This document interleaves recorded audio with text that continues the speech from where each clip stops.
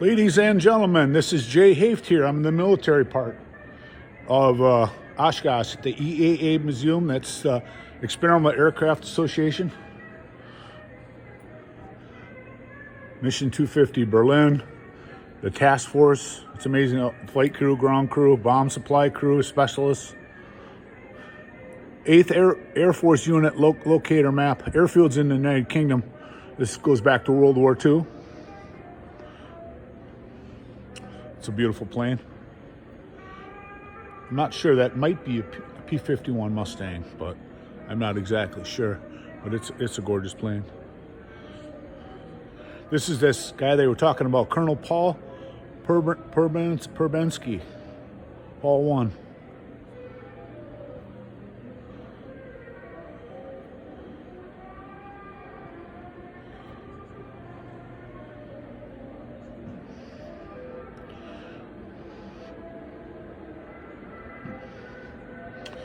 Yeah, it's amazing. American firepower and engineering, that helped the Americans win World War II. This is a P-38 Lightning. Major Richard I. Bong. 1942 Army staff car.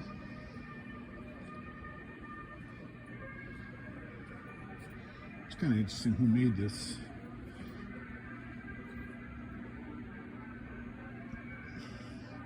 Somebody from Wauwatosa, Wisconsin.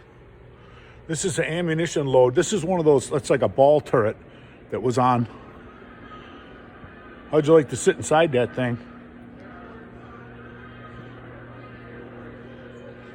A Sperry ball turret used on American bombers. The Eagle hangars, bombardiers, and bomb sites. B-17 guns and armories.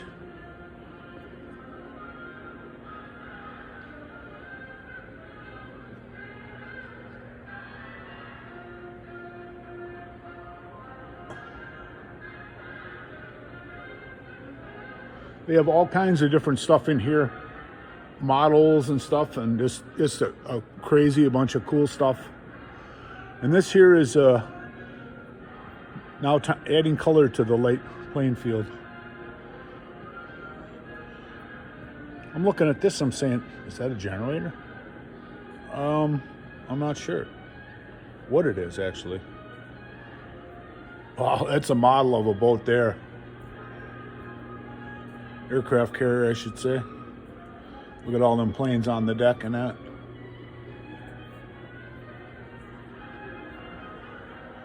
That's a huge plane there. See the underbelly of that one.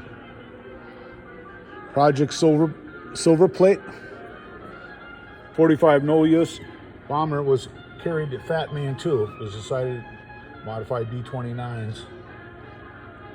It's called Silver Plate or Fat Man bomb.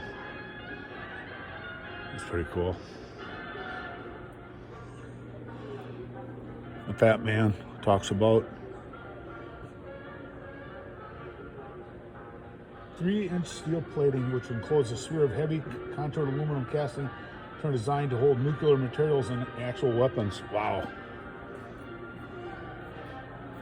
That's why you have to come here to just try to take all this in. It's just so amazing.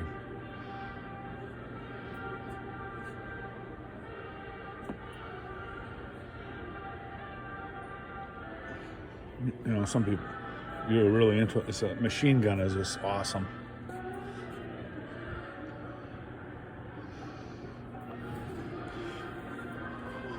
The U.S. Navy. You see stuff on TV, but it's hard really to fathom how big this is. See how the wings bend up. I think that might be for like on an aircraft carrier. I'm not sure, but I can only speculate. This is a big plane here.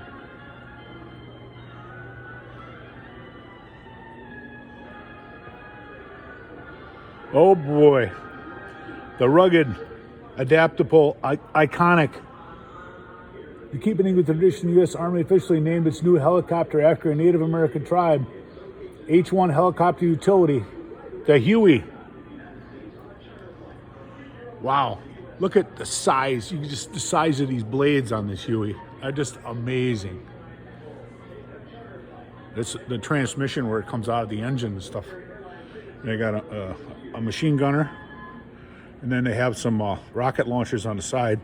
This is one of those chain guns, and this looks like a bomb that could have been, you know, hooked onto it. There was no luxury here. I mean, this thing was just.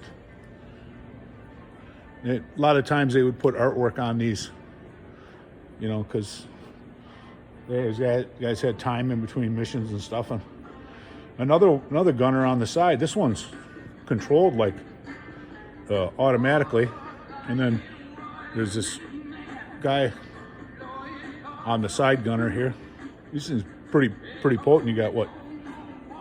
Machine guns, rockets.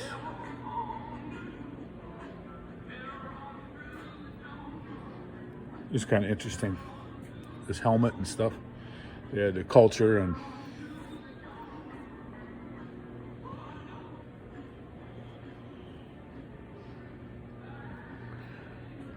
Here are some engine parts. It's kind of interesting. They're so far ahead in the technology on these engines because, you know, if the engines failed on a military aircraft, I mean, you know, you're going to come down and you're going to crash. So they had the best engineers and everybody working on it. Here are some interesting parts and stuff on here. There's an early turbochargers, it says on there. There's those two right there. Seems like heavy. This one here, this is that's the engine block. You can see that the cylinder's bolted on, and there's the crankshaft. You can see the size. It's got one piston on it. This is amazing. This is one of the huge engines that they put on these airplanes. This is amazing. Look at that size of that, all the technology and on there. Let's see if it says on there what that actually is. Wright Cyclone, that's called. And this one here, this radial engine, this is a Jacobs. It's amazing how they. And here's a cutaway of an engine here. It's just going to show you the size of this crankshaft on here. This is a Pratt & Whitney double wasp.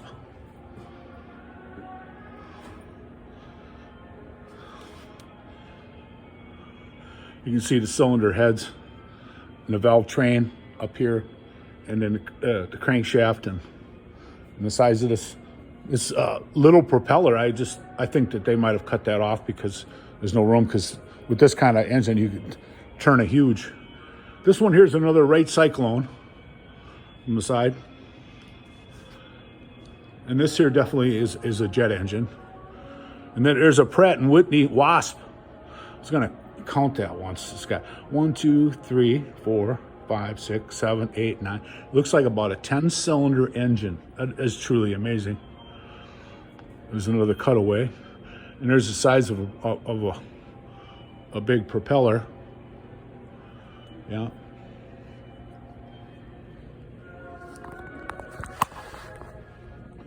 We got some toolboxes and stuff. Oh, this is a voice transmission type of thing, or like possibly radar.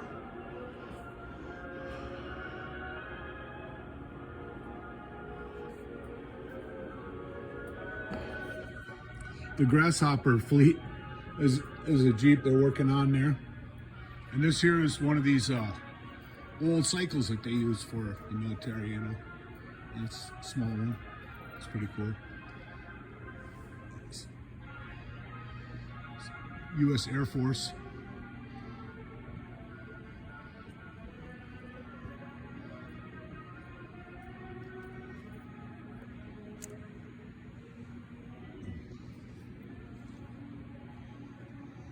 I don't know if this is a German plane or not. It's got the like the Red Baron type of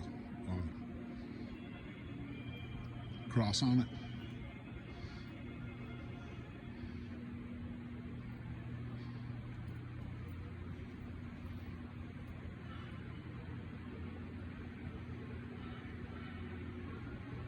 Oh, this is a seaplane. You can see on the bottom, this is like a pontoon for this thing.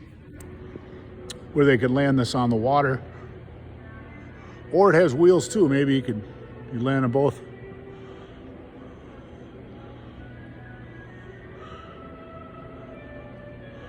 Yeah, this is an amazing exhibit here. I mean, you know, there's no way anybody can get this in their private collection at the cost of all this stuff here.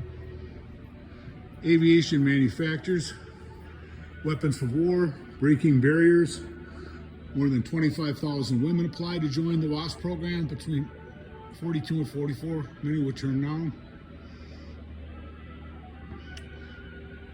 These are some famous women, which is a great thing. And this is kind of interesting looking engine. It definitely has the, you know, like a prop chef output. It says standard noof. I've never heard a lot of this stuff. It says these are companies across America became involved in aviation during World War II. They're all on there if you want to come down and look. And you know, America definitely came together with the war. You can see that they were building a bunch of planes in this facility. It says the Battle of Willow Run, a B-24 Liberator every 55 minutes.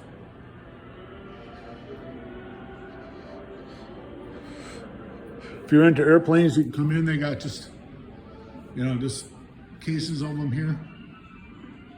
Some military Air Force art. A bomb. There's just so much to take in here, folks. It's gonna panic. And there it is, America the Great. You know, a lot of great people fought and died so we can have our freedom.